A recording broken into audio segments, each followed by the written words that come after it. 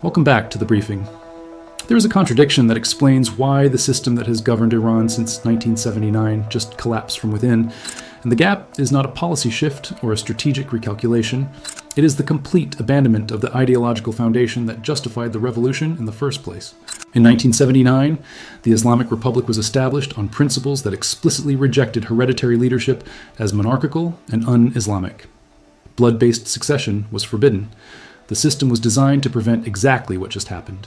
And yet a 56-year-old man has just been appointed to the highest position of authority in the country, based primarily on the fact that he is the son of the previous leader.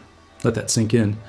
The revolution that overthrew a monarchy and established a republic just became a monarchy. The founding principles that defined the system for 45 years were discarded the moment they became inconvenient for the power structure that controls the state. Stay with me, because this is not about religious doctrine or ideological purity. This is about who controls the guns. The reason this appointment happened against the explicit will of the founding authority and the documented wishes of the previous leader is that the Islamic Revolutionary Guard Corps intervened directly in the selection process. The IRGC is not a religious institution. It is a military and economic conglomerate that controls significant portions of the national economy, operates its own intelligence networks, and maintains armed units that function independently of regular military command. The IRGC operates construction companies, telecommunications networks, energy infrastructure, and shipping lines that generate billions in annual revenue. The new leader has spent years building deep alliances with IRGC leadership through direct appointments and strategic coordination. That relationship ensured that when the succession question arose, the organization with the most guns and the most economic leverage made certain that the person appointed would protect their interests. This is not religious leadership. This is military guardianship disguised as religious authority. And here is the economic profile of the man who now occupies that position. Despite rhetoric about resistance to Western imperialism, the new leader oversees a fortune that includes $140 million in luxury real estate holdings in the United Kingdom, a $50 million apartment in London, properties acquired through front companies that circumvent sanctions. This is systematic resource extraction from institutions that are supposed to serve the public, but instead function as private revenue streams for connected elites. The primary sources are the vast commercial empire controlled by the Office of the Supreme Leader, which represents a $60 billion conglomerate operating under religious exemptions from taxation and oversight. This structure includes real estate, construction, agriculture, import-export businesses, and control over key economic choke points. Institutions designated as religious or charitable are exempt from regulation and taxation, then operate commercial businesses that compete with private sector companies but face no regulatory burden. The profits flow upward to the office that controls them, and from there to personal accounts. Add profits from sanctioned oil sales managed by IRGC-controlled networks that sell Iranian crude on black markets to buyers willing to ignore international restrictions. And you have a revenue model generating billions annually while the broader population faces economic collapse. The new leader is not a reformist. He is not a moderate. He is a hardliner who maintained close ties to the security and police officials responsible for coordinating the brutal suppression of the 2009 mass protests, which resulted in thousands of people being detained, tortured, and in many cases never seen again. That history matters because it reveals the governing philosophy. When faced with popular dissent, the response is not dialogue or reform. The response is overwhelming force deployed to restore order regardless of the human cost. And that pattern has continued without interruption. Now consider what has been happening to the military command structure while this political succession was unfolding. The chief of the general staff, the highest-ranking military officer responsible for coordinating all branches of the armed forces, was eliminated in a precision strike. The head of the military office of the supreme leader, the liaison between religious authority and military command, was eliminated simultaneously. These are the coordination figures at the very top of the military hierarchy who held decades of institutional knowledge. Losing both in coordinated strikes creates a command vacuum that cannot be filled by simply promoting the next person in line. Because the institutional knowledge, personal relationships with regional commanders, and operational protocols are gone. You cannot replace 30 years of experience with a promotion ceremony. And the strikes did not stop with individuals.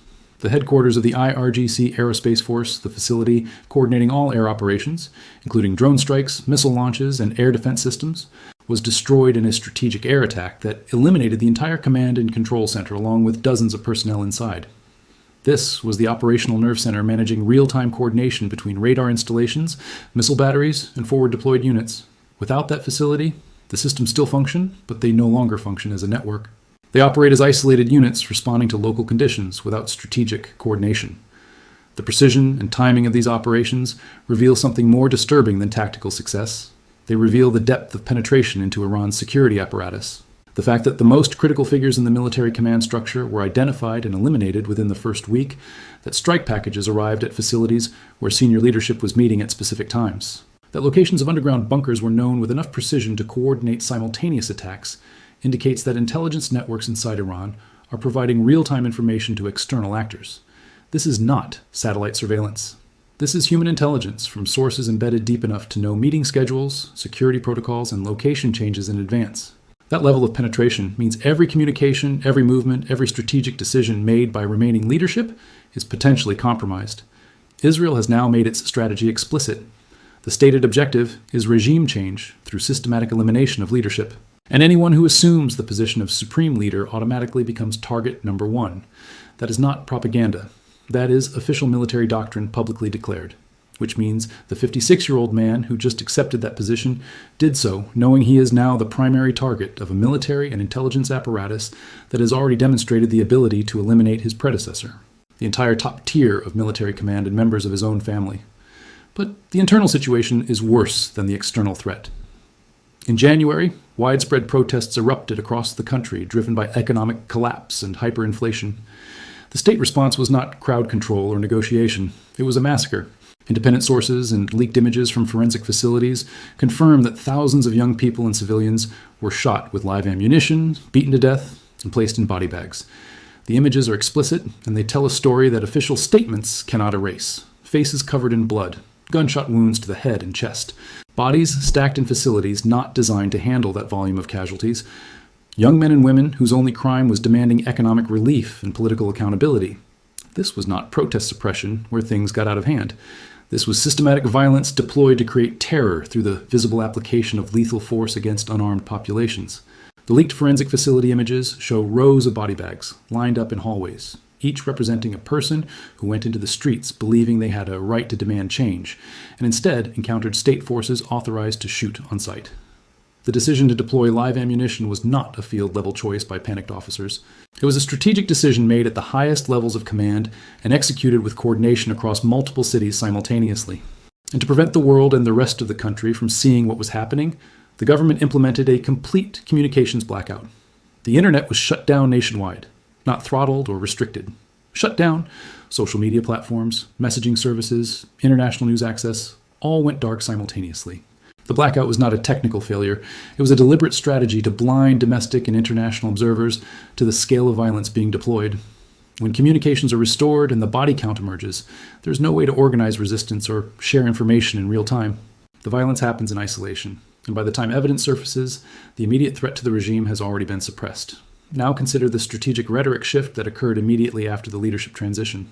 In the early phase of the conflict, when missiles struck neighboring countries, Iranian officials issued apologies emphasizing the attacks were not intended to harm regional partners.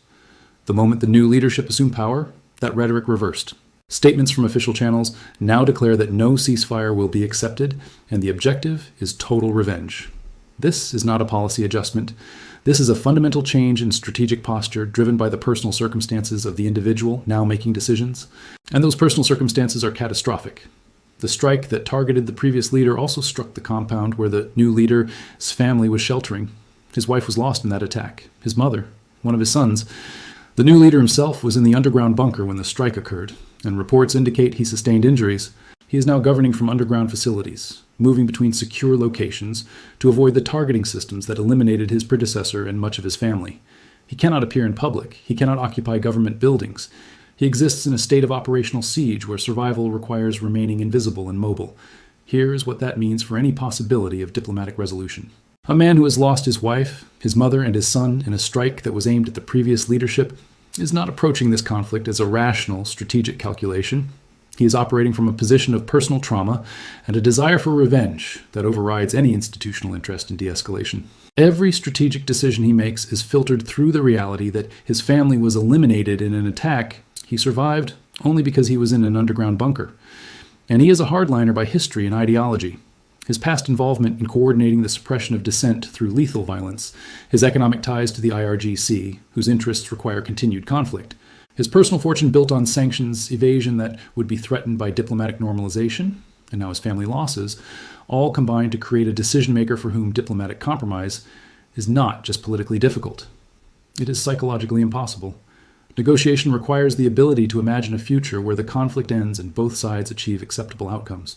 That imagination requires emotional distance from the conflict that this individual simply does not have. So here's the full picture of where the system now stands. Iran just abandoned the founding principle that rejected hereditary monarchy and appointed a 56-year-old leader based primarily on bloodline. The IRGC intervened directly to ensure the appointee protects their economic and military interests. The new leader oversees $140 million in London real estate and manages a $60 billion religious conglomerate that functions as systematic wealth extraction. He coordinated the suppression of the 2009 protests. The chief of general staff and the head of the military office were eliminated simultaneously.